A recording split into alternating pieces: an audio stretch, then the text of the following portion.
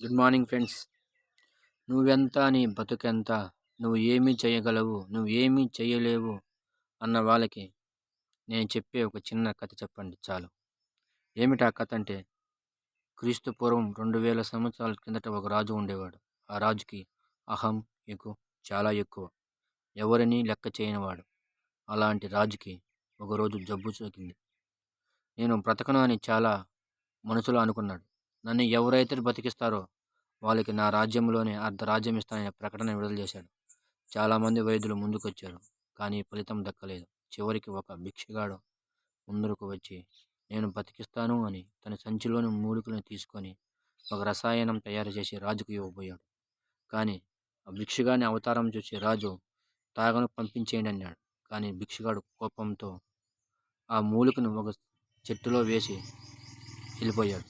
6 నెలల తర్వాత ఆ రాజు చనిపోయాడు. కానీ మూలికలు పోసిన చెట్టు మాత్రం మహావృక్షమైంది. ఎవరిలో ఏముందో చెప్పలేము. అద్భుతాలు జరగచ్చేమో. రేజు ఈరోజు వాడు మనకి పనికిరాడు అనుకున్నవాడు రేపు వాడే మనకు దిక్కు అవ్వచ్చేమో. ఒక్కసారి ఆలోచించండి ప్లీజ్. జై హింద్.